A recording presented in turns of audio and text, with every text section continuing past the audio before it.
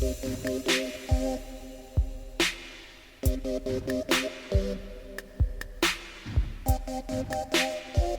Brina Guerin, and you're listening to Hex Positive.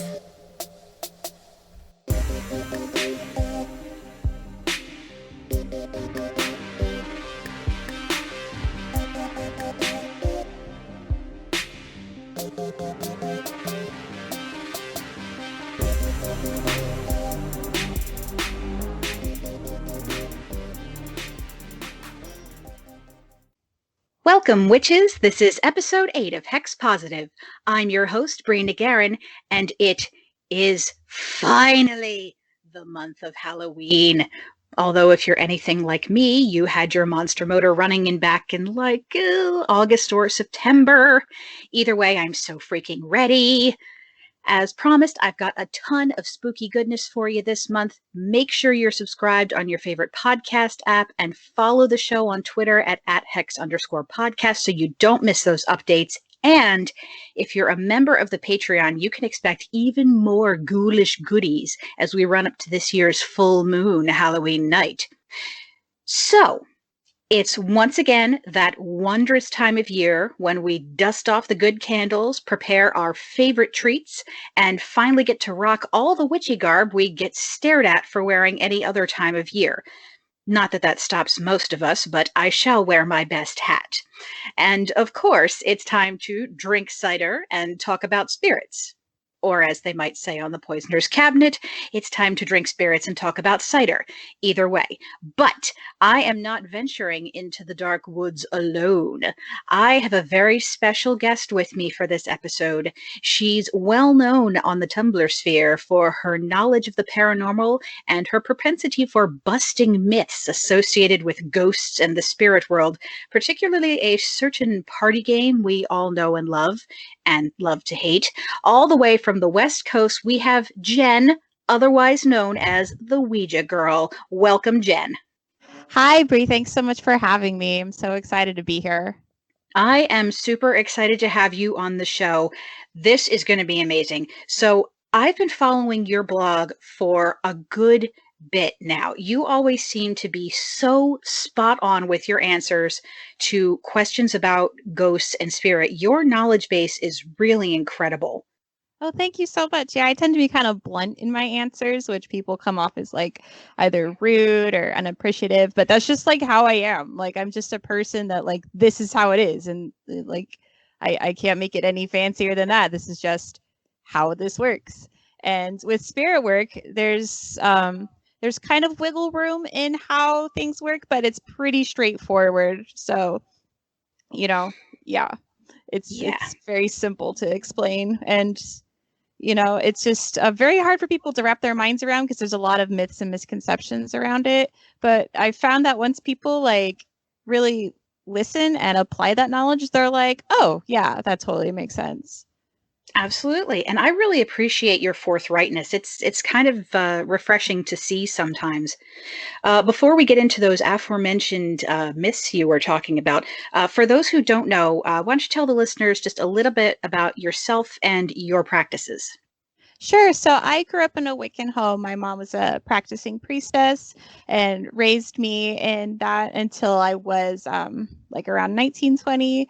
When she passed, and I kind of started exploring my own like spirituality and discovered Druidry and has been following that path ever since. Totally love it. But I've always been very, very sensitive to spirits, and I'd always see them to some extent when I was younger. I would just kind of see these like blobs moving around, and I just kind of figured that everyone could see it and just like wasn't talking about it until I was 12 and my sister asked for a Ouija board for Yule, and we got it and we started playing it right away. And it was almost like overnight, I would start like seeing these forms a lot clearer and start hearing them speak. And slowly but surely, it became more of seeing actual spirits and being able to see like their faces and what they look like and hear them, like delivering messages.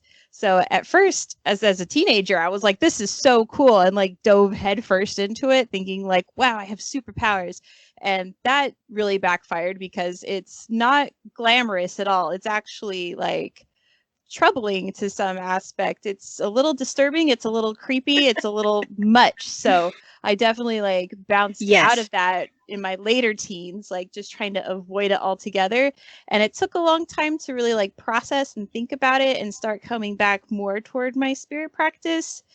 And it definitely happened. Just one day, I'm on Tumblr just browsing, and I see the Ouija board rules post. And I'm reading through this, like, this is ridiculous. Like, absolutely everything about this is wrong in every aspect. So I just replied to it on my regular blog and then thought about it and thought I could write, like, lots of blog posts about this. So I asked my friends, like, is this something I should do? Like, should I just make a whole blog about it? And they're like, yeah, totally. And it was, right around the time I was starting to lean in more toward my spirit practice. So it was just hand in hand. And I started it around like the summertime of 2014. So it was really slow. But then once autumn and Halloween came, my blog just like exploded and took off. And I got every kind of ask under the sun. But heard lots of stories, heard lots of experiences. I learned stuff about spirits and Ouija boards just from hearing other people's experiences because I'd only ever had mine to base it off of. And yeah, it's been quite a ride ever since. Gosh, it sounds like it. Oh my goodness. Yeah. We actually have a bit of a shared experience there with starting to see and experience things heavily in our teens. And I also made the mistake of being like, yeah, I can just Jennifer Love Hewitt this. I can help things totally. that come my way. No, yeah. no, No, honey, it does not work that way. No. Oh, you silly witch. Mm-hmm. Yeah.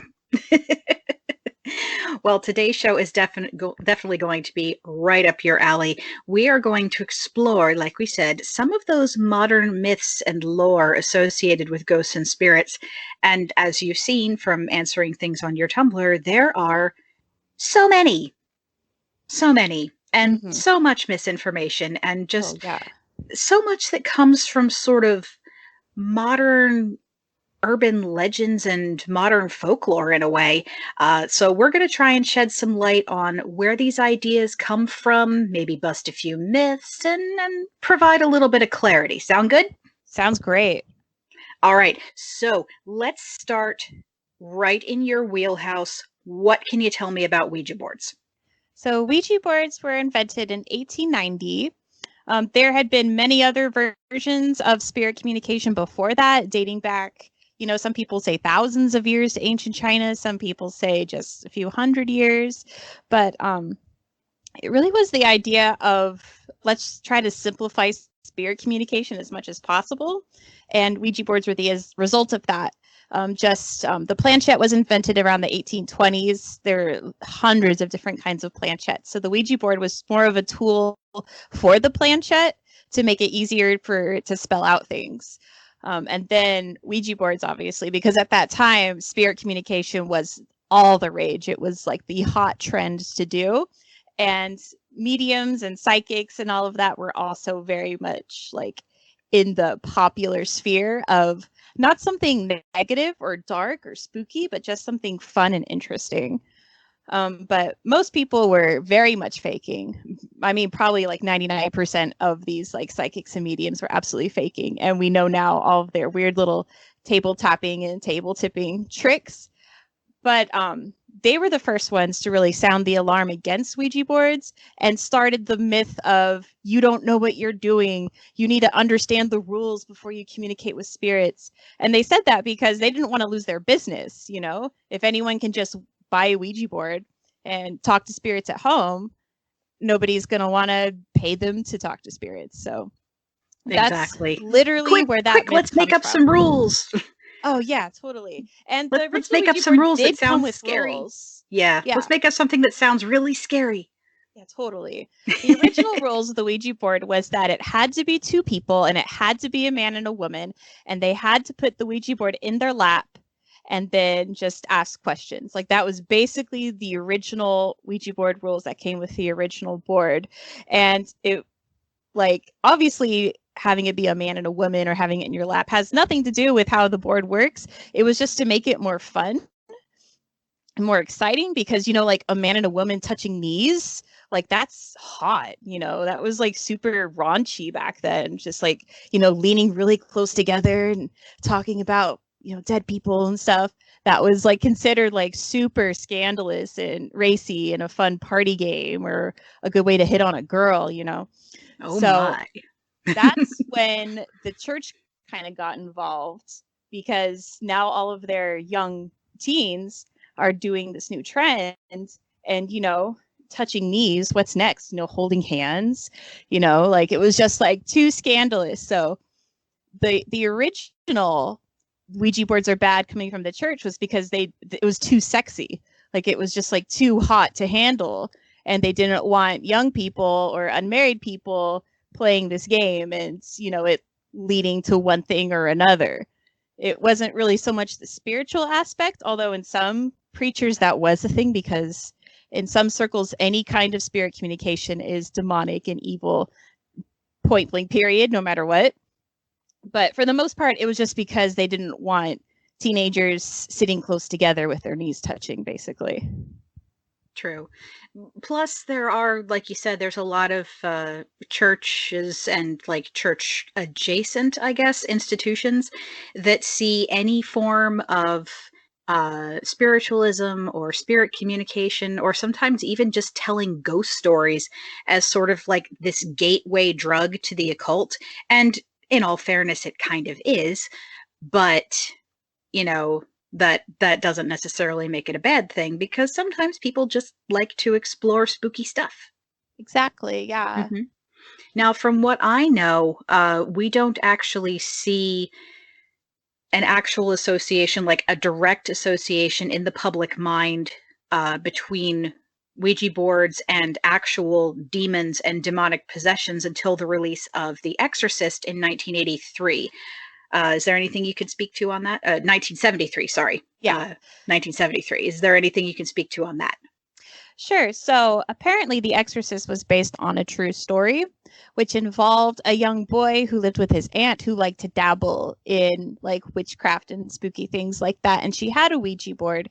And the original story is that we don't know whether or not he actually did play, but he was definitely exposed to that kind of thing as a child and then got possessed by demons. And these exorcists had to come, and he was hospitalized in this hospital in Missouri and, you know, had this whole ordeal. And even one of my psychology professors, when he was in university, was researching this event and interviewed one of the priests involved in this exorcism. And he told some outlandish stories about how this boy was making like lamps hover and fly across the room and things like that. The only thing about this story is that there's literally no proof of this happening other than the words of these few exorcists. There is no record of any boy being in this hospital at all.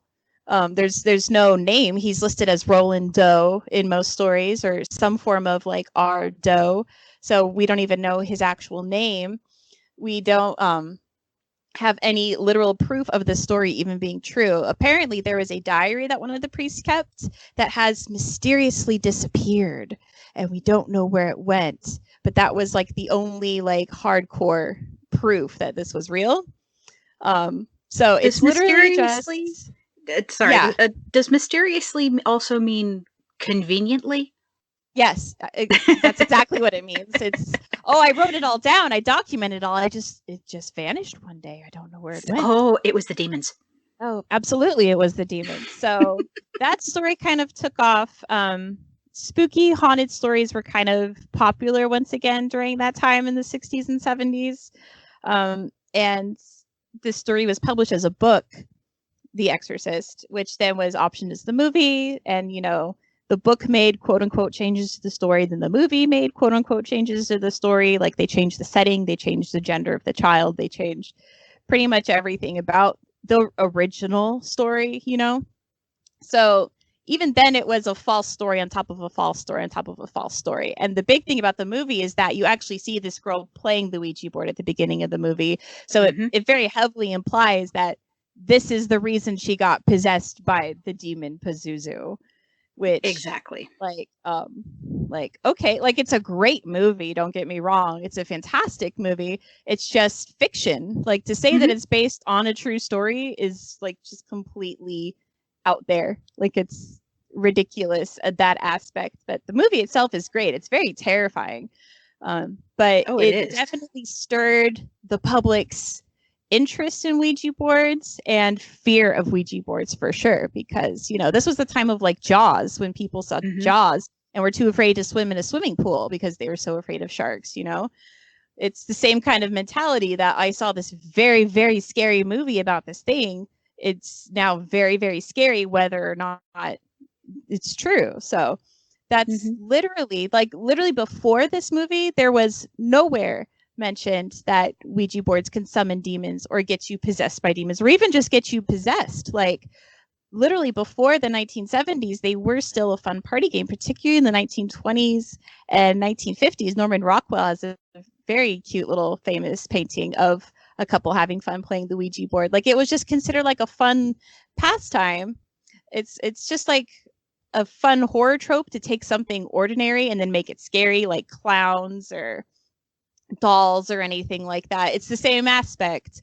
But it also probably had some monetary gain behind it because Ouija board sales skyrocketed in the 70s, especially around Christmas time, to become one of the most popular board games in the United States. It's still one of the top Christmas gifts in the United States, especially after the later Ouija movies were released in the 2010s. Oh, yeah. Well, there's something also important to mention with it being the 70s. The 70s, and I'm saying this as a fan of horror, the 70s was when the horror genre just really sort of started to come into its own. Like they were actually not just making movies that were, you know, scary or whatever, like it became a thing. Oh, yeah. You know, they had been making scary movies like since people first started using cameras. I think actually one of the first movies ever made was a horror movie. But in the 70s, the genre really started to come into its own. And at the same time in the 70s and of course then more prevalently in the 80s, America was smack neck deep in the middle of the Satanic Panic. So anything to do with witchcraft, anything to do with the occult or spirits was, you know, immediately seized upon and blown out of proportion and, you know, really hyped up as something that parents had to be afraid of and protect your children from. And there was an ad campaign surrounding the release of The Exorcist that was, you know, deliberately giving these press releases of, you know, oh, you know, we were having to keep ambulances on standby at the theaters because people keep fainting within the first 30 minutes of the movie. You know, we're not letting pregnant women in the door.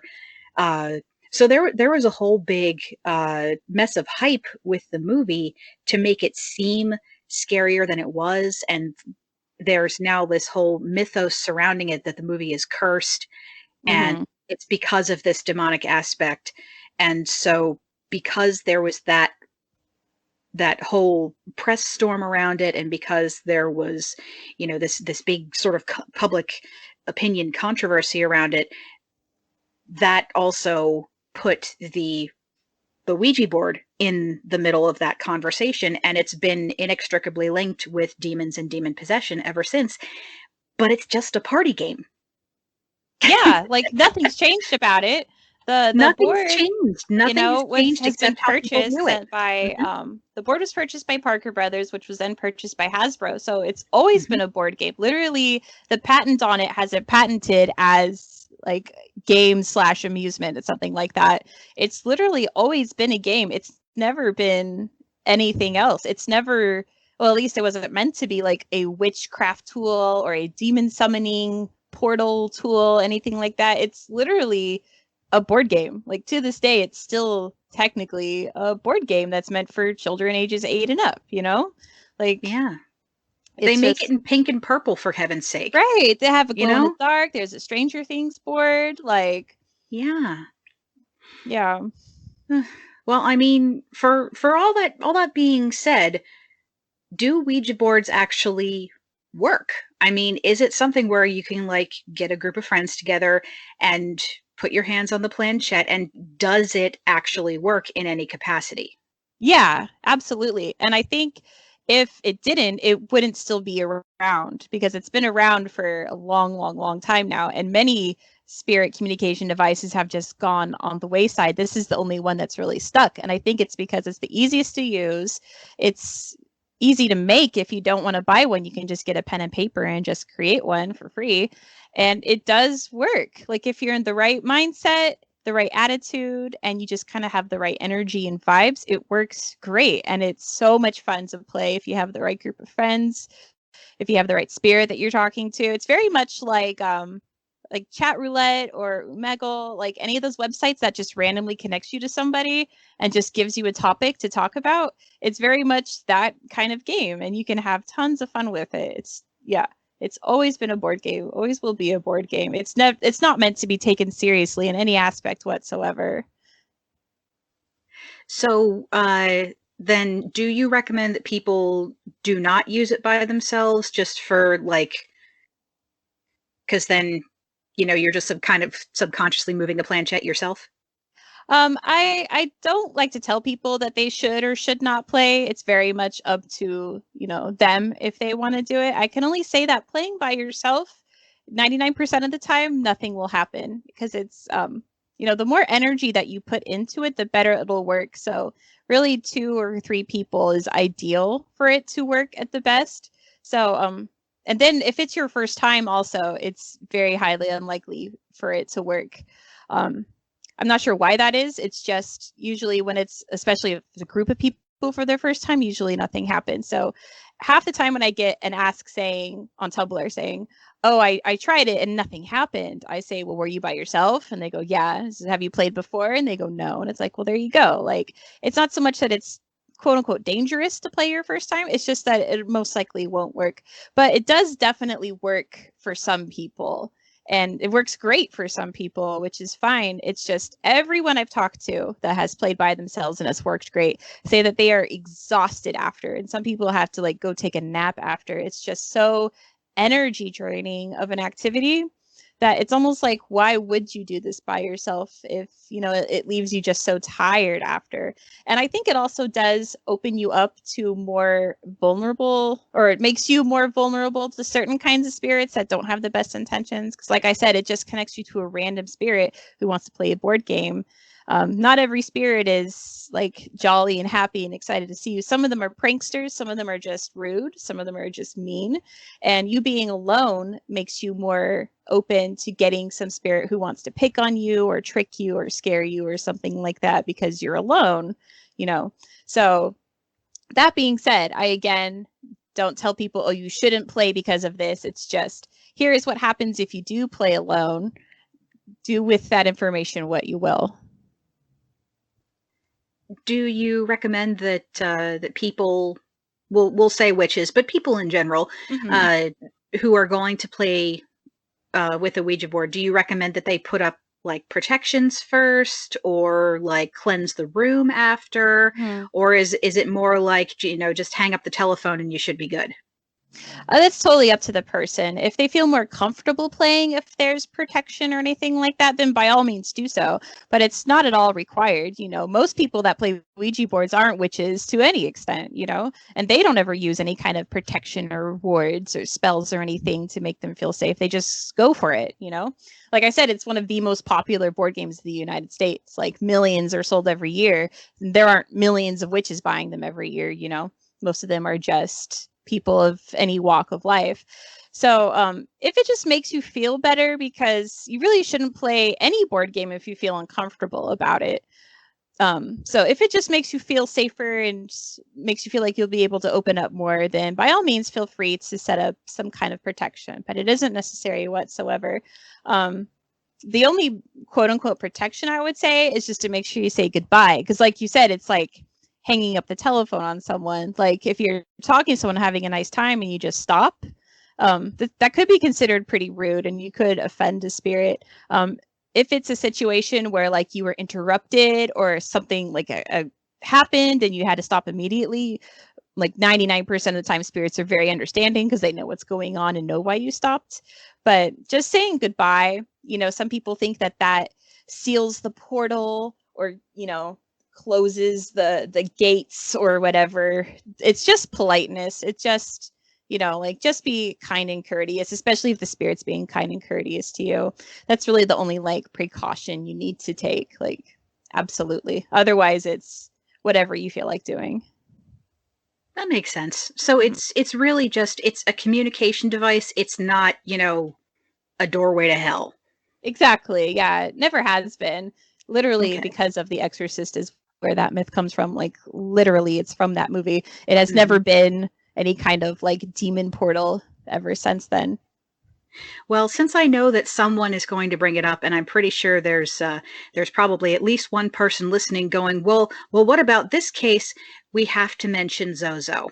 Oh, for sure. Oh my Now, God, I I love. know that you have mentioned this before, so go off. Go ahead. So, like I said, spirits, you know, they're playing a game with you. They're also having fun. And most spirits are playing with good intentions. Some are playing with not so good intentions.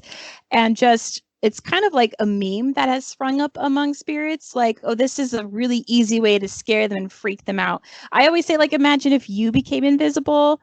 What's the first thing you would do? It's like, oh, you'd go scare somebody. Like, it's funny to scare somebody, especially like if you hold the power over them. So for them, it's totally a joke. Like, just start spelling out Z-O, Z-O, just go across the board really fast and scare them. And so the myth has become that that is Zozo the demon. And if it spells out that, then he's like released from the board and so on and so forth. And, you know, lots of people are, you come rushing to me because they encountered the Zozo demon. What should I do? And it's just like, calm down. Like, spirits are literally just laughing at you right now. We know every demon in existence. Like, you can go on with Wikipedia and type in list of demons, and you can see every demon from every culture that's ever existed. At the very bottom in red is Zozo, and if it's in red on Wikipedia, that means that that article doesn't exist. Like, it's there is no Zozo demon. And some people say, oh, that's Pazuzu, because, you know, the Exorcist demon was Pazuzu. But here's a trick. If you have a spirit that likes to go back and forth, ZOZO or MAMA for the mama spirit, rearrange the letters on your Ouija board and they will spell out whatever letters are on the edges, because they're really just trying to zig back and forth to try to scare you with the movement or like counting down the numbers, you know. It doesn't matter what the letters are. That's just what the letters are on the edges of a Ouija board that'll spell out, you know, a pronounceable word. So it's literally nothing to be afraid of, and it's blown way out of proportion. There was a whole episode of Ghost Adventures about Zozo, about this family that was tormented by this demon, and they just listed facts about this fake demon that I had never heard anywhere. And I know for sure that shows like that do make up information about their locations or the people involved in those locations. So they were just literally pulling all this stuff out of thin air, honestly. And it just feels like the more that this like meme or joke gets perpetuated, the more ridiculous it gets, kind of like Slender Man or any of like the Midnight Man games, things like that. The more that it exists in the public sphere, the more and more ridiculous it gets. So if you do play and you get someone you spelling out Zozo Mama or Zama, Zaza, anything like that, just be like, hey, I know what you're doing. Haha, nice joke, but can you stop? And 9 times out of 10, they'll be like, oh, okay, and continue on with the game. Sometimes they'll get frustrated because their joke didn't land, you know. But they know what they're doing. They know that, oh, let me try to scare these people. And if it doesn't work, they either move on or just feel really disappointed. Mm-hmm. I was actually looking into this whole Zozo thing because, you know, I wanted to be prepared. We can trace the origin of this whole modern story to one guy, Darren Evans. It's the guy Mm-hmm. who was on the show Ghost Adventures with the team. And, you know, they talk about this case from France, I think it was, back in like the early part of the uh, late 19th, early 20th century, that was like, oh, this was a spirit that someone said they were possessed by. The thing is, if you look up the actual case, it was a proven fake possession. Mhm. The person who said they were possessed was just mentally ill and was, then sent for whatever proper treatment. But they weren't possessed, Mhm. and the demons that they named were completely fake. They were just made up for the benefit of the listener. So this is a guy who is trying to perpetuate, like you said, basically a spirit meme based on a demon that doesn't exist. And Right. it's got everyone spooked because it was on this popular TV show. And it's Mhm. because it's connected to Ouija boards. So anytime I see it anywhere, I roll my eyes and kind of go, oh, not this again. Exactly. Yep. Welcome to my world. Mm-hmm. The things we have to do as educators. Oh, for Oy. sure. So, and speaking of memes and modern internet culture getting in the way of actual information about the paranormal, internet spirit games. Yes. Oh yeah, this is like your other bread and butter right here. All this stuff like the Mirror Man, the Midnight Man, One Man Hide and Seek. Bloody They're Mary, the original, yeah, they're basically like modern urban legends or like modern chain letters. There are modern day campfire tales, and Mhm.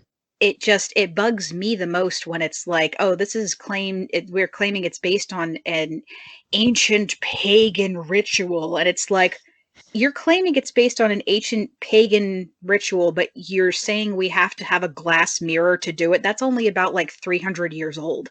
For sure. Well, they say that because you can't disprove that statement. Because what if Ugh. it comes from some ritual that, from a culture that doesn't exist anymore, or they just figure that people like us won't speak up about it, you know? Oh yeah, But well, saying we saying it's will. an ancient pagan ritual is like, the old, oh, it's an old occult thing or an old demonic thing. It's the new flavor text to say that something is, you know, spooky or exotic. Like it's just spooky kids having fun. It's middle school sleepover fun. And it is fun. It's fun to scare yourselves at, your friends' sleepovers. But I just feel like in the past 10 years or so, it's been like, no, this is serious. Like you have to do this step by step or else. And it doesn't actually say what or else means. And Or you'll die. yeah, like, and Hmm. people believe it, like, because it's popped up so often, it must be true, these Oh, rituals come out from they so made a many movie about it. places. It must be true. Yeah, definitely. Like all movies are documentaries, right? All those actors are real people. Just like The But Exorcist. yeah, and it's sad because stuff like Bloody Mary you can actually prove with science and psychology. Like if you do stare at a mirror too long, you will start to see things just because your brain gets confused as to why it's staring at an image for so long. It'll start to, twist and change. That's how you get like those magic eye puzzles and things like that. It's the same kind of phenomenon. But with Midnight Man and One Man Hide and Seek, they're just literally out of thin air. Like they're just literally made up by someone who was creative at their keyboard one night and wanted to scare their friends. Like there's literally no basis behind it. And I do say that the very spooky ones, when they come from Japan, Japan has more of a serious aspect when it comes to spirit work, just because their Oh culture around yeah. spirits is so different and honestly so beautiful and interesting Hmm. that like you should definitely take a Japanese spirit thing a little bit more seriously, but like 2% more seriously, not 100% more seriously, like there could be something to, turning on the TV to like the static channel that doesn't exist anymore. That drives me craziest about the Midnight Man, is that those poltergeist static channels Oh at night yeah. don't exist anymore. You can't do that. Um, Hmm. but I feel like there's some slight grain of truth to things like that. But honestly, like, I feel like what that mostly does is that the spirits in your home are seeing you trying to do these intricate, stupid rituals and are like, oh, that's funny. Let me like tap on the wall or shove something to get their attention. And then they're like, oh my gosh, it's true. The Midnight Man is here. I'm being chased by a demon, things like that. That is like the maximum amount of spirit activity that could possibly happen for many of these things. Anything else, especially if it's caught on video, are completely false to every aspect, completely fabricated. Mm-hmm. And, when we're living in this modern world of like deep fakes and stuff, it's really hard to tell. Special effects have gotten really, really good. And sometimes it's really hard to tell if something shows up on the internet, you know, if the video is real or fake, because they can look incredibly, incredibly real. Absolutely. And what's more is like these sort of little video memes, these things that come out are sometimes part of like hype for a horror movie. I know they did that with the Sure. Paranormal Activity series, and Yeah, people and thought that half of that was real, but it yeah, wasn't. Charlie, when that happened, my Oh my blog God. also exploded. I got around 100 messages a day, honestly, for about 3 days saying, is Charlie real? And like, Hmm. I on one remember that. hand, how exactly is a spirit supposed to move a pencil on demand without any kind of energy contact? Because at least with the planchette, you have to be touching it for the energy to circulate, like a current. Like, on one hand, like, that is almost like completely improbable. On the other hand, it's literally just people blowing on the pencils off screen and reacting like it had moved on its own. Like, it's literally all fake, and it was all promo for a movie. But for Hmm. at least a week, people were panicking over it and saying, oh, it comes from this Mexican ritual where this little child named Charlie died, and if you do this, you're summoning his spirit and he's restless. And it's like, how did that even come about? Like, it just stewed on the internet so quickly that Hmm. it just started to blow up. But I think people quickly realized that this was just a stunt for a movie and has no kind of paranormal anything to it. It's literally just a stunt. It's advertising for the movie. Yep. It was good advertising, though. Yeah, As I clever. understand it, it did pretty well. Mhm. But, with all of this stuff, half the time, not even half the time, like almost all the time, I'd say, uh, we have like Reddit to thank for this stuff. Um, Definitely. and a lot of these spirit games are no more real than the majority of the creepypastas that are out there. For Sure, sure. it's really scary. Sure, it's really like fun to think about. Sure, it'll keep you awake, and it's spooky ooky to think about and everything, but it's doesn't mean it's real. Oh, yeah. I'm very proud to So say that I was present on somethingawful.com, which is a message board where people were just sharing like photoshops and jokes. And there is a weekly Photoshop Friday with a like category. And the category that week was create an urban myth that is so realistic that if we put it on the internet, people believe it. And that was how Slenderman happened. Like, I voted on Slenderman to win just because it was such a good Photoshop edit of like this creepy picture. And it won that week, and that's how Slenderman started. Like, I was there, and I when was this? It was like a few months ago when someone was like, what's the story behind Slenderman? And I told them, like, it literally came off a website, and they didn't believe me, and then looked it up and were like, oh, that is where it started. Like, literally, like, that's where these things come from, is message boards, from Reddit, from 4chan, or any other kind of message board site where you can just post whatever and then it's out there and anyone can find it. exactly. And then it gets on the internet, and we get art, and we get stories, and we eventually get videos and movies, and then some Video people take it too games. far, and Oh, yeah, yeah, definitely. it's bonkers. But all this stuff that we have, um with Slenderman and the Rake, that just comes from the internet. And actually, something related to that that kind of irritates me, and this is a personal pet peeve that I'm just going to let come and sit on my lap for a moment. Sure.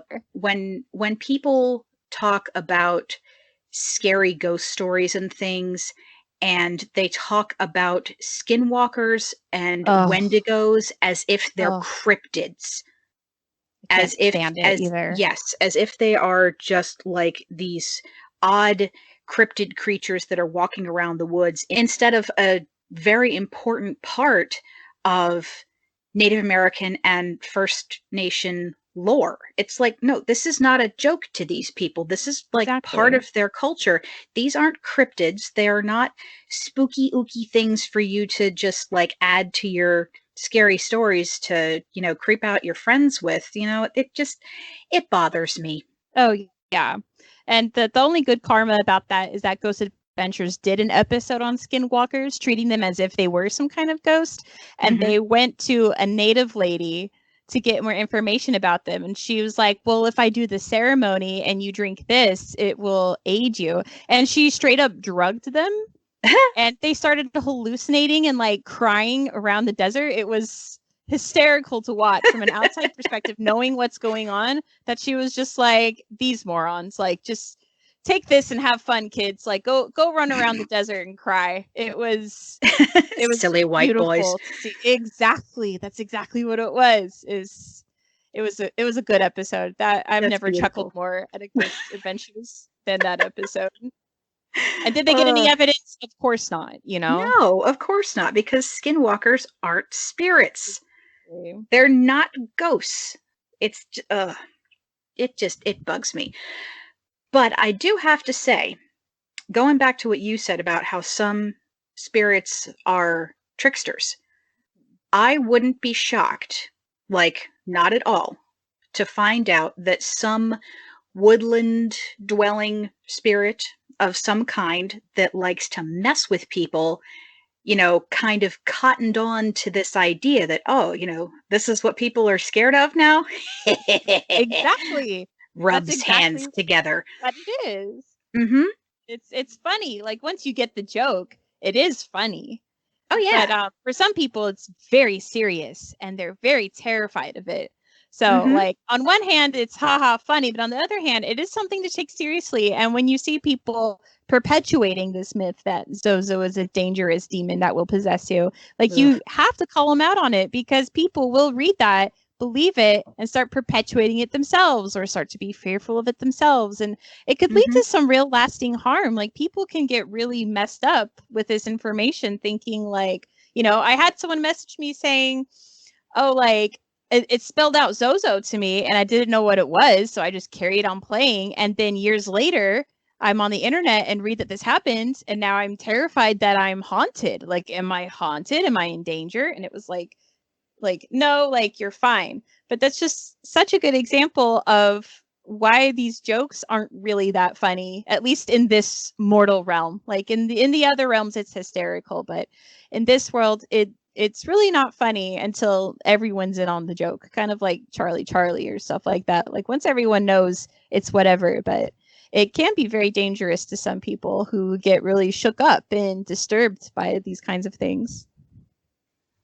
Exactly. And that's why it's so important. It's like, yeah, you can tell these stories.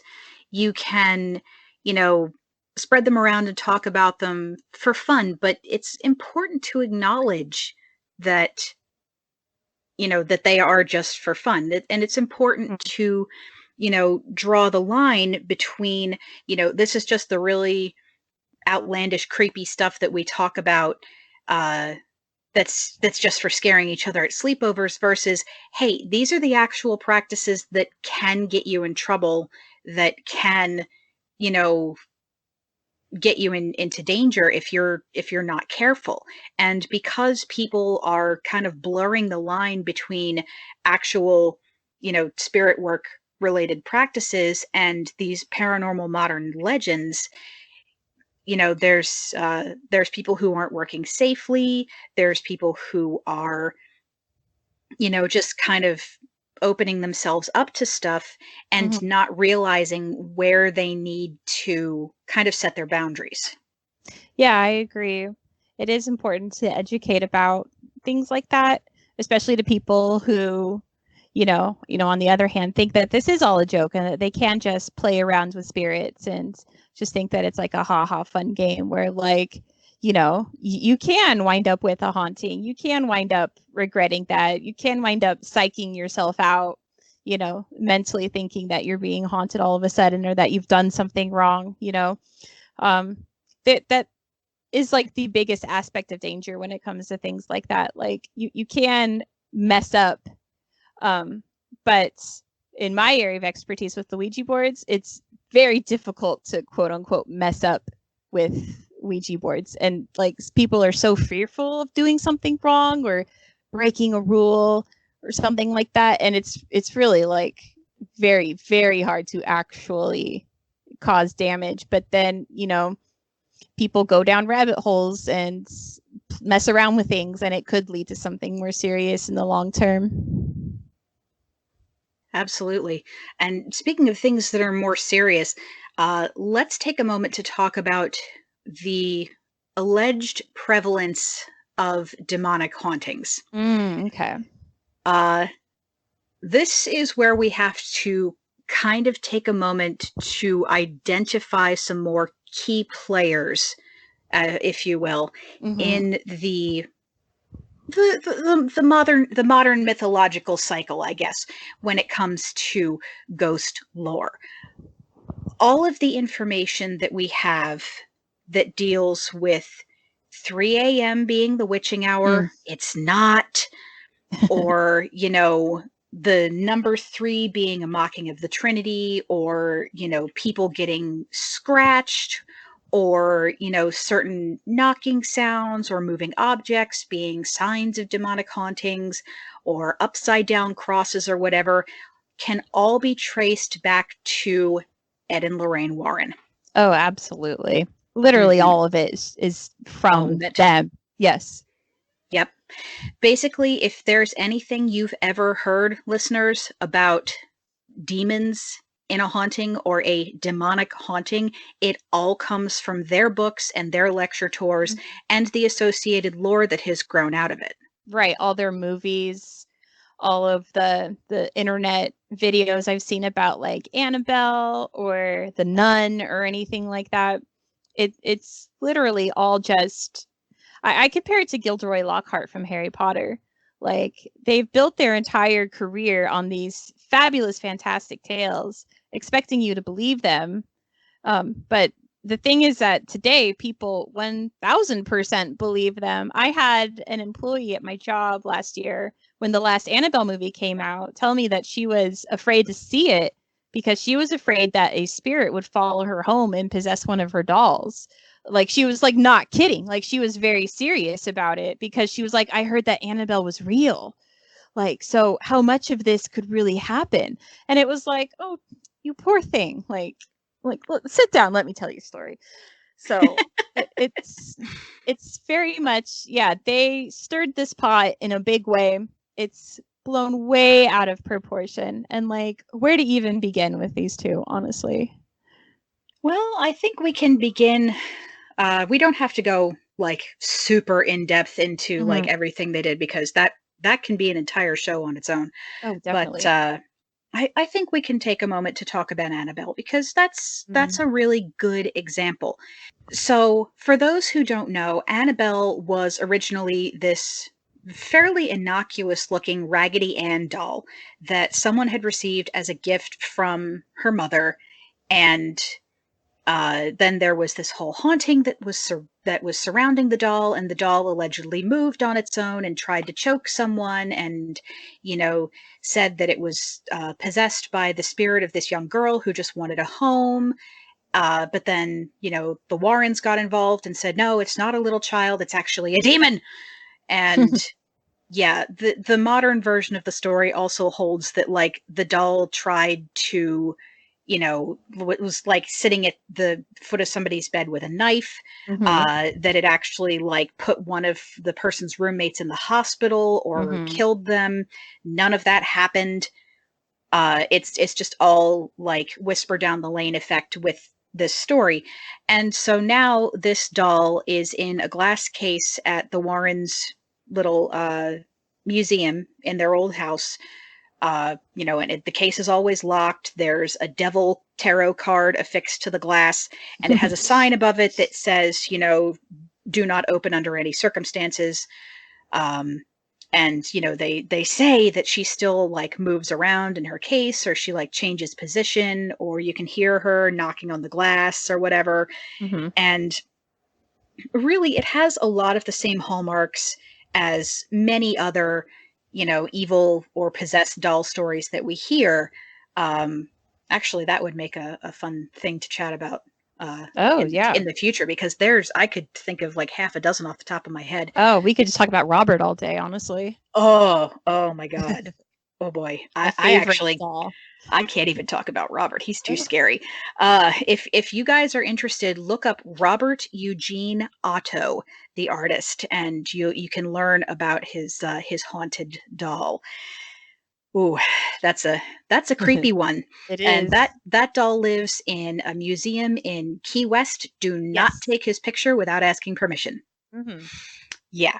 So yes, so the lore surrounding Annabelle reads a little bit like the lore surrounding Robert the doll, and of course the Warrens hyped it up for their books and their lecture tours, like you do, because Ed was first and foremost a salesman, Oh, yeah. and From day one. I give him all the credit in the world for creating a brand and sorry for creating a brand and creating a very sort of successful brand, Mm-hmm. and you know, making a career out of that. And for what it's worth, I think that they both truly believed everything that they were saying. Mm-hmm. And I think that it was very important to them, and I think that they in their minds were helping, Yeah. even though it was like, you know, oh, we're making people more aware of this sort of stuff, or you know, we're helping these families. But equally true was the fact that they made up a lot of stuff, and that's where we get all this lore Mm-hmm. about, you know, 3 a.m. and the number 3 and demonic hauntings and so on and so forth, and all of this sort of stuff. And it's just all stuff that they either embellished, and they did admit at times that they embellished things. Mm-hmm. The Enfield poltergeist is a very Oh, famous yeah. case. That one was nearly made up out of whole cloth. They had a family who had what may have been a very minor haunting that was then completely blown out of proportion by them and the media. Mm-hmm. And you know, members of that family have, you know, come out years later and said, yeah, nothing happened. Yeah. You know, they made all of that up, and we've been trying to get away from it for the rest of our lives. Mm-hmm. Oh, and you So know what started that haunting, by the way? go How for it. Ouija boards. Oh, The bringing it back around. Yeah, the girl that started it all, that had the worst of it, said that she Mm-hmm. started playing with Ouija boards at school, and then this haunting started. So, Ta-da! yeah, exactly. Like, of course it was. Like, what else would have started it, you know? Naturally. And this is not to say that there is no such thing as a demonic haunting. You know, demons can absolutely. haunt places. That is a thing that does in fact happen. But that doesn't mean that any haunting where, you know, there's aggressive activity or things getting moved around, or, you know, people getting sick or getting depressed, that doesn't mean it's a demon, because, you know, human spirits can be assholes too. Yes, like the difference between a spirit haunting and a demonic haunting is night and day. Like, it's completely different. Like, you would absolutely, without a doubt, know if you had a demon in your house, you know, in the same way that you would know if you had an angel in your house, you know. It's like when you have something of that power near you, you know. And spirits only have so much power, you know. They can shove something, they can tap on a wall, they could shove you, they could even like gently scratch you, like at the worst of it, you know. That's nothing to what a demonic haunting would be like in the slightest. But you know, the Warrens see that, you know, they go to Enfield, they go out, you know, the original oh, what's it called, The I Amityville just house. Amityville. I'm thinking Yeah. what's the big movie, I just Yep. blanked. Amityville. That's where they got their start, really.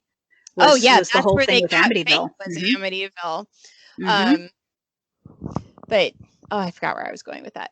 But And that's yeah, another case that, they would absolutely we're not sure find. if it's true.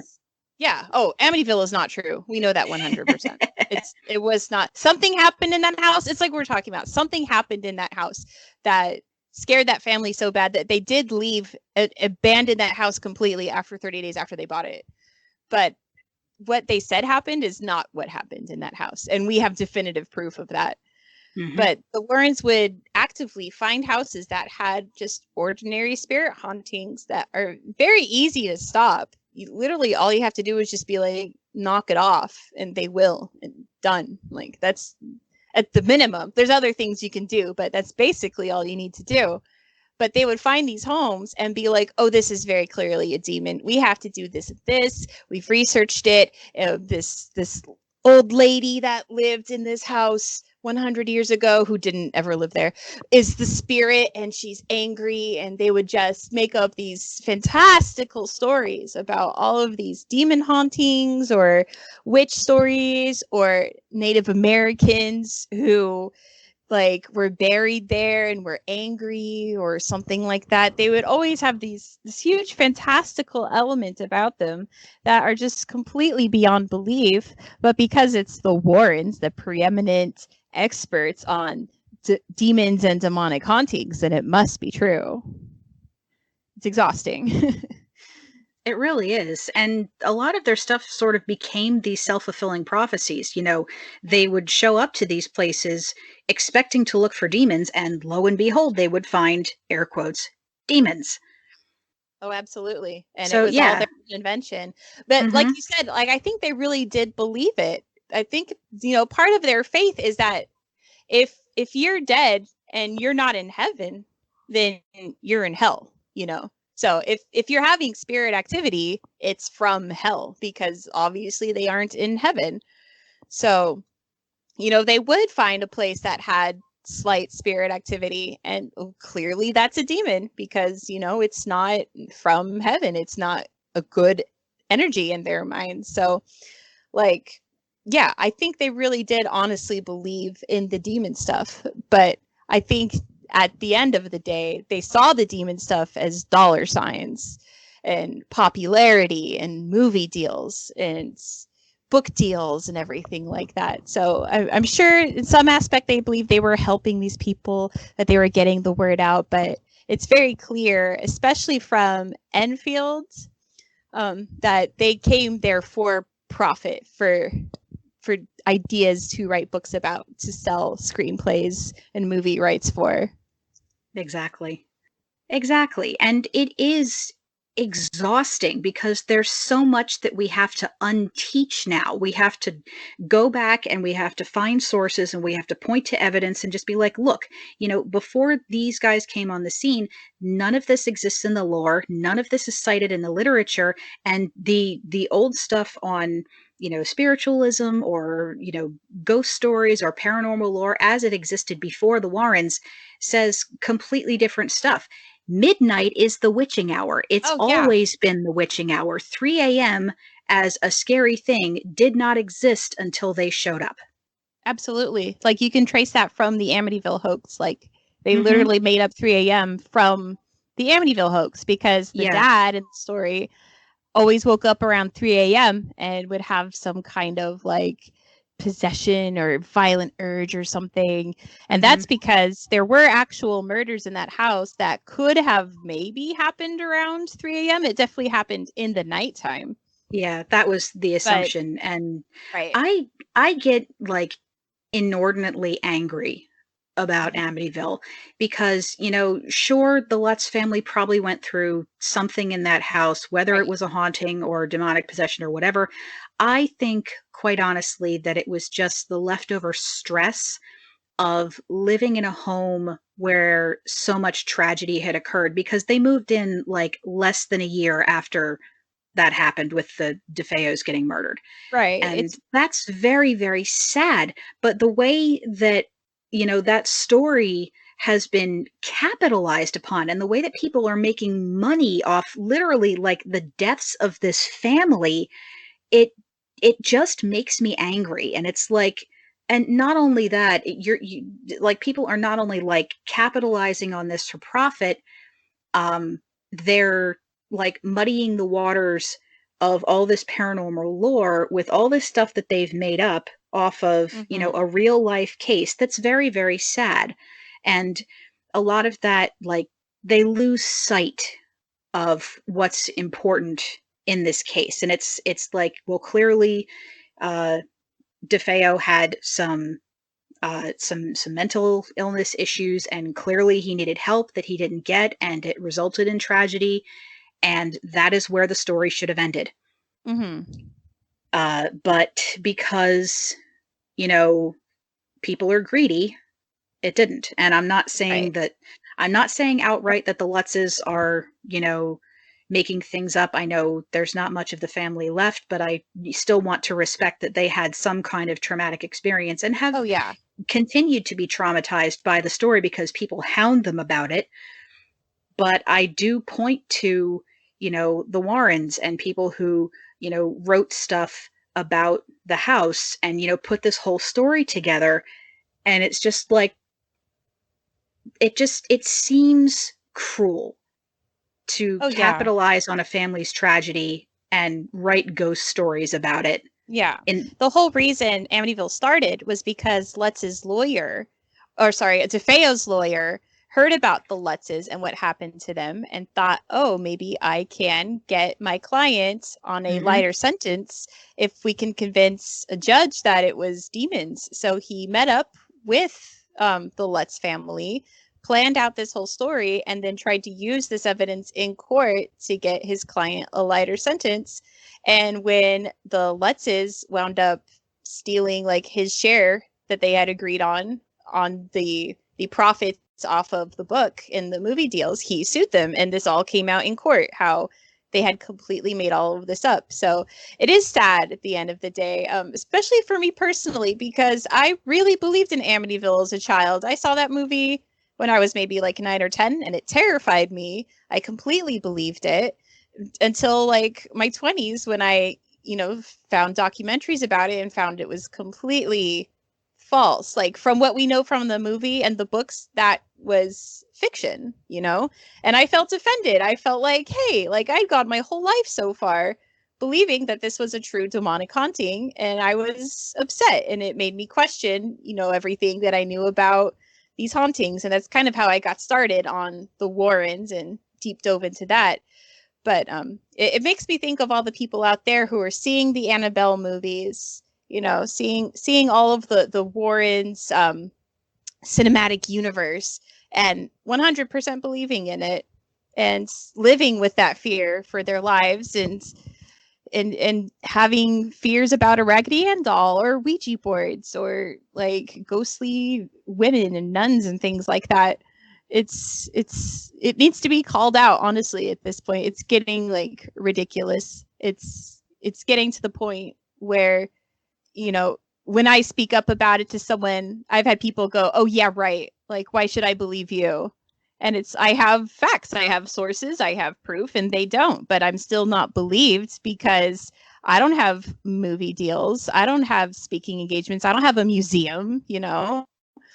So it's blown so far out of proportion. It's getting like it I is said, it's ridiculous. exhausting. It's just Yeah. tiring at this point having to debunk this over and over again when it's very clearly debunkable. Mhm. And that, I think, like you said, that is the most frustrating part of it, is trying to explain this to people and having them refute you with movies, Oh with yeah. acknowledged fictional stories that, you know, just because there's a little flash of, oh, based on a true story, anybody can say that. True. There is no metric for that. There's no requirement for it. There's no proof that they ask for. It's literally something that they can just slap on the screen for flavor text. And it doesn't matter, what true story they're basing it on. Like with The Exorcist, it could be something that's completely different from what they're portraying on the screen. Mm-hmm. But, because there was some small grain of truth once upon a time that may have inspired this story, people then automatically assume that everything that's on the screen is true, and it's not. And it is a bit of a slap when you present them with, here's the historical record, here's the the science, here's the history of the Ouija board, here's a description of the Troxler effect, which is the name for the thing that distorts your face when you look in the mirror for too long. But they go, oh, but I saw this movie and they said, and it's like, you watched a movie. Right, exactly. Like No. Science is more of evidence than a movie. Like, honestly, just because you can't sit down in a theater with popcorn and watch science and it's not entertaining, that doesn't mean that movies are more valid proof. Exactly. But I saw on Ghost Adventures that's still pseudoscience, honey. Exactly. That's entertainment. Yeah. Complete entertainment. They're there to, it's the Travel Channel. They're there to sell tourism and scary stories. They're not there to be, making a documentary about the truth. And Ghost Adventures is really sad to me because they really did start off as that. They started off as bros who wanted to prove ghosts were real. And they put out a great documentary that was just called Ghost Adventures, which is what got them optioned for a TV show that was genuinely deeply interesting. And you could really tell that they really, really just wanted to get evidence. And they did. And they got some fantastic evidence, actually, that if it's fake, I applaud them because it's stellar. But the brick scene is what I'm talking about. The very famous brick scene. Oh God, yes. That scared the pants off me the first time I saw it. It's very real. There's only been a handful of times that I've seen video evidence and been like, yeah, that could very well be real. And the brick scene is one of them. But then I feel like they got very much eaten up in the rush of, making money and we need to get another season and this episode needs to be our season finale. So can you make something really spooky or stuff like that? And it's become not what it was when it started off. And it's very much just fear-mongering, spooky, scary stories, which there's nothing wrong with that, honestly. But it's when they convince people that this is 100% true and people believe it and they're genuinely terrified, then it becomes a problem. Yeah. And it's also, people see their way of dealing with spirits and think that that's how you deal with ghosts. And no, absolutely not. I find it very convenient that, every place they go for their investigations, they always get this great evidence or, so much of what they're saying is evidence in the show is just based on feelings. And it's like, this is all very hard to prove, but I believe that you're feeling things, but that's not quantifiable now, is it? Oh, right. Yeah. I had the pleasure of going to Preston Castle where Ghost Adventures filmed an episode to do a ghost investigation. I went with a lovely team that was here in the Bay Area, and they had me on as their psychic medium, which was so much fun, honestly. But the docents and the tour guides went on about Ghost Adventures and how they are not allowed back under any circumstance. And they asked to come back for a special and they turned them down because they talked to, people that talked to the spirits there. The spirits were telling them how absolutely terrified they were of the Ghost Adventures crew. And how scared because these men ran down the hallways of this old abandoned school yelling and screaming at spirits to the point where some of their more famous spirits are just gone. They left after Ghost Adventures because they were so terrified of these people. And one of the huge plots of that episode was that a woman was murdered on that school campus. It was like a reformatory school for rough and rowdy, troublesome boys. And a nurse died on the property. And Zach Bagans went into the apartment that she lived in and was possessed by her. But when you go there, they tell you that not only did we not know how she died, she did not die on the campus. She worked there briefly. She did not have an apartment there. And her spirit had never been contacted by any medium or ghost investigation crew whatsoever.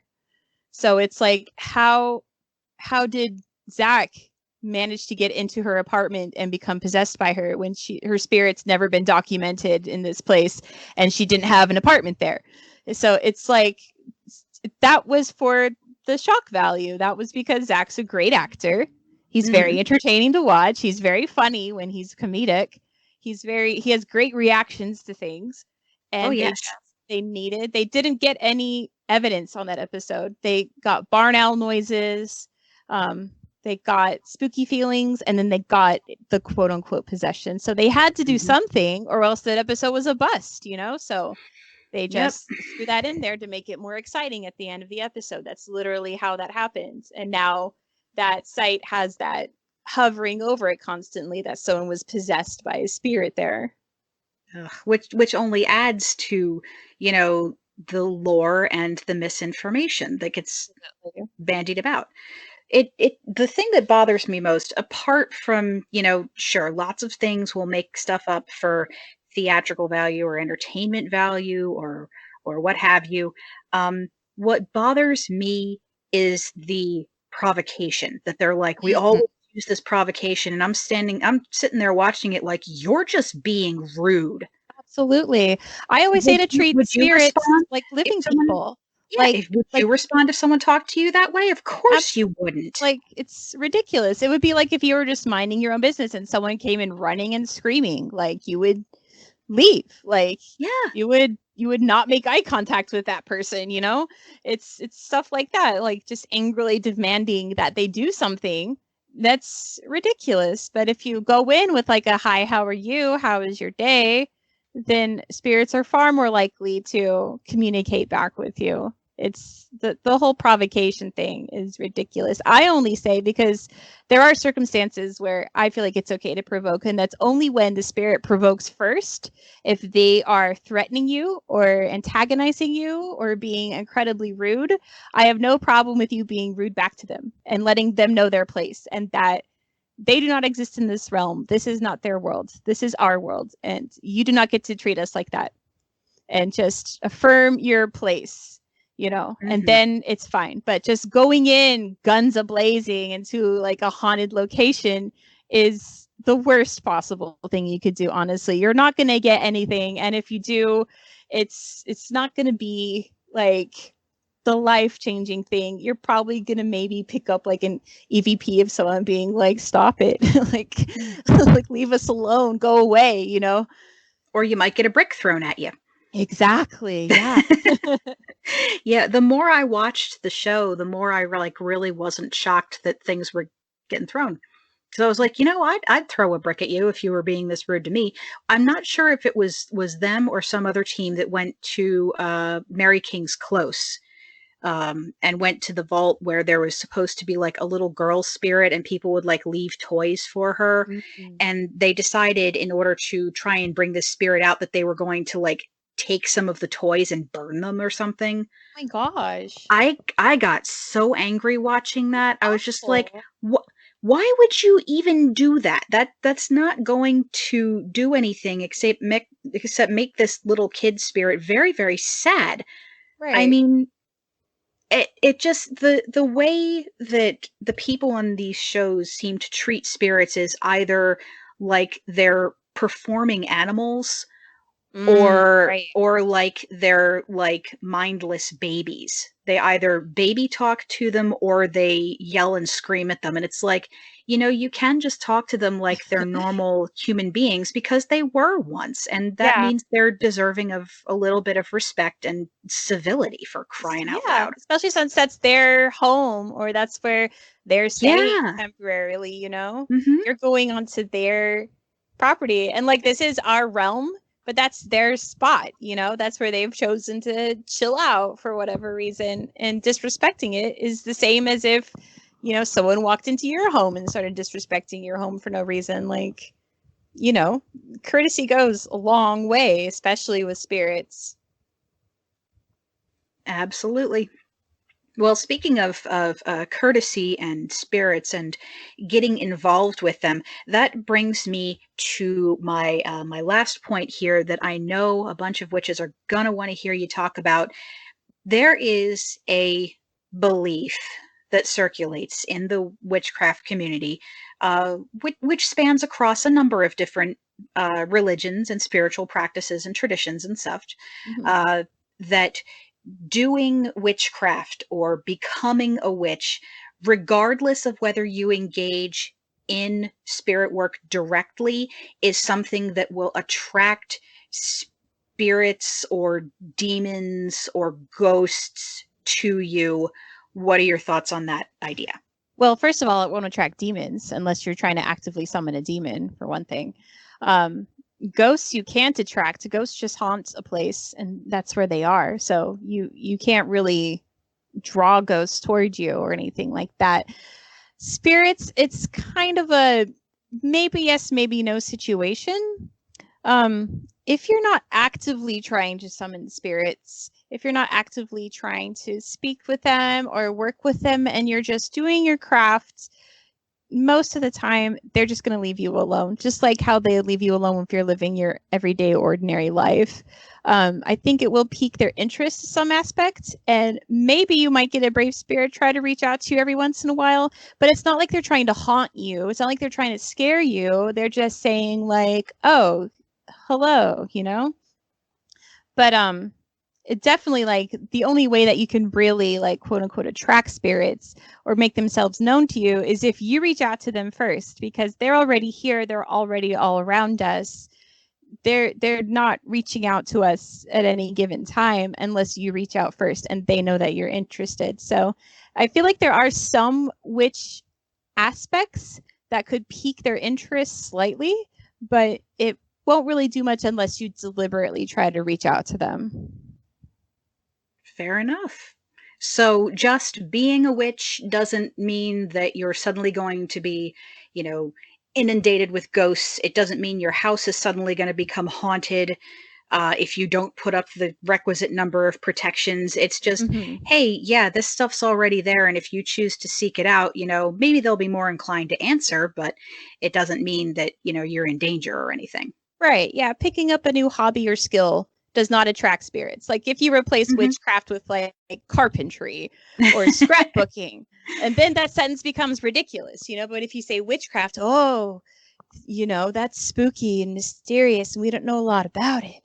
But like we do know a lot about it. It's just because it's spooky to the general public doesn't mean that it's actually spooky and scary or evil or anything like that.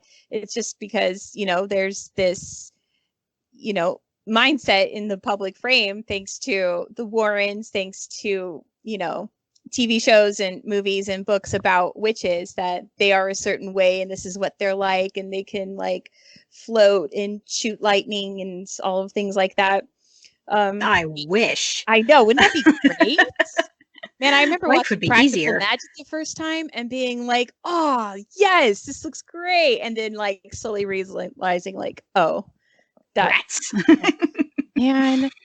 But yeah, it's all a big hullabaloo, really. It's just public perception of what witchcraft is, and as a witch, the more you believe that, the worse off you're gonna be.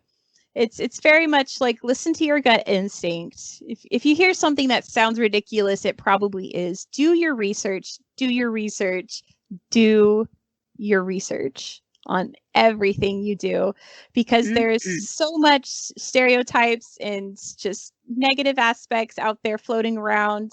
I mean, coming back to Ouija boards and things like that, I've had people come to me saying, well, my parents were practicing witches and I've been a witch for 20 years and I was always taught that Ouija boards were evil.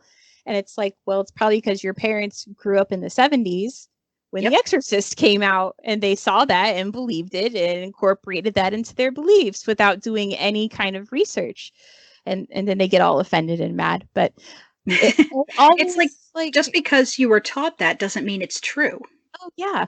Like when we got my Ouija board when I was 12, my mom forced me to watch The Exorcist as like a cautionary tale, because she didn't believe that would happen, but she believed that, I should at least know the basic dangers and what not to do. And she used that as like, I think what she really did was she used that to see if I actually wanted to play it or not, but it just made me want to play it even more, honestly.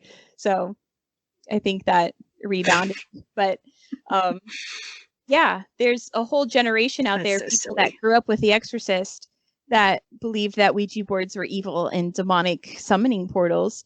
And they've taught that to their kids. You know, half the time people say, well, I don't mess with them because my dad's uncle's friend's neighbor played a Ouija board and then died in a car crash a year later. And it's like, are you kidding me? Like, really? Like, woo.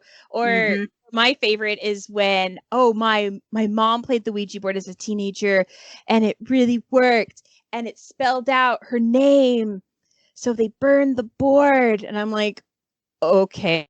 Like, and that's why you're not playing it? That sounds like why you should play it. Like, that sounds awesome. Like, it worked.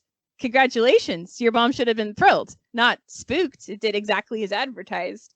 Yep. So it's all about that public perception of what we do. Honestly, it's all about, you know, it's something I deal with every Halloween around this time of year when I go all out on the 31st and people look at me like, so what are you dressed up as? And I go, I'm just myself. Like, this is how I want to look every day of the year, but I don't want to scare people. You know, I don't want to freak people out walking around with, you know, my cape and a broom and my boots and everything. And your best hat. Oh, of course. You gotta have a hat. It's iconic. But yeah, absolutely. Like, what you think you might know about spirits, set that aside. Do your research. Think logically. I mean, I know it's hard to think logically about ghosts and spirits because it's the paranormal. I always say that there's science and there's the paranormal, and paranormal are things you cannot prove with science. So, you know, it's really hard to say this is true about the paranormal because we can't prove it. You can't scientifically prove that that's how it works. But there is common sense when it comes to things like that. You know, do you really believe that a $25 piece of cardboard you can buy at Target is going to summon an evil demon into your house? Like, think for a second, like, how would that be possible? It's all, yeah, it's very messy, honestly. It's tiresome, but you know, someone's got to do it. Someone's got to step up and teach these children, as I say. Just like tell people, look, like, just apply a shred of logic to this and really think about it. And that's a good thing to apply to your craft as well. Really think, you know, is this thing that I believe part of some movie that came out a while ago? Is it from Sabrina the Teenage Witch? Is it from, you know, an internet game or something like that? Or does it actually have factual basis to it? Does it have any kind of logical basis? Can it be explained with science? Like, is it even a thing that actually happens? Or was it some medieval belief that's just carried through the ages, even though it's been widely disproven? It's always important to do your research. Like I say, I can't really stress it enough. Please research any kind of belief you may have about witchcraft, because there's so many wrong things out there. There's so many misconceptions. There's so many, you know, wildly blown up stories that it's always important to know what's what. Absolutely.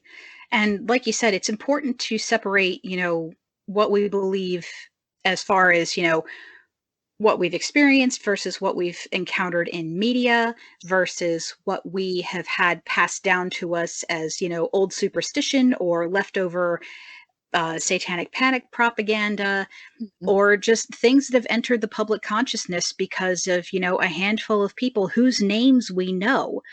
You know, the way I like to tell it to people is you're only attracting spirits if you're actively summoning them.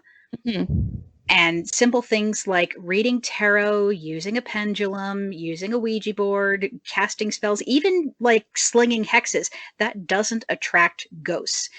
No. Being a witch doesn't turn you into a beacon, and it doesn't automatically make you more psychically sensitive either. It just increases the likelihood that you're going to find yourself in a situation where there's a possibility of interacting with the spirit world.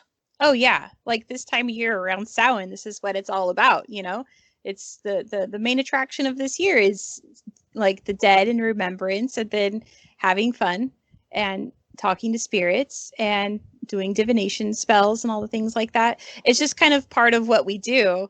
it's not something that you have to do, but it's definitely part of the overall culture of what we do. So eventually you are going to come across some kind of spirit stuff. There's no getting around that.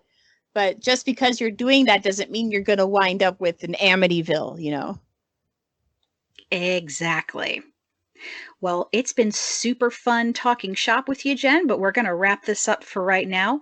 Thank you again for joining me in the virtual studio today. Real quick before we go, just let the people know where they can find you on the internet. Sure, I'm at TheOuijaGirl.tumblr.com.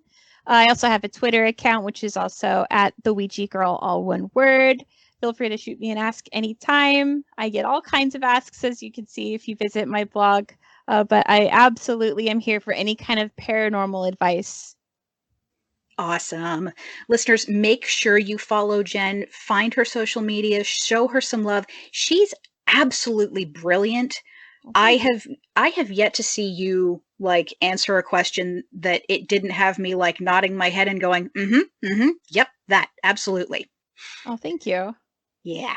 So definitely go follow her. If you're feeling generous, take a moment to rate and review Hex Positive on your favorite podcatcher so we can share all this spooky seasonal goodness with the world. Stay tuned for lots more Halloween fun all through the month. Until next time, I'm Brina Guerin, reminding you to stay safe, wear your mask, and hang on to your head! Hex Positive is a proud member of the Nerd and Tie Podcast Network. Check out everything they have to offer, including our sibling podcast, BS Free Witchcraft, over at nerdandtie.com. Intro and outro music by Kevin MacLeod. For all the latest updates, follow at Hex_podcast on Twitter. You can also follow me at Brina Guerin on Twitter and Instagram. For more information on my books, you can check out my WordPress and my Amazon author page. And if you'd like to support the show, please visit patreon.com/Brina Guerin. Stay safe, wash your hands, and remember, always practice safe hex.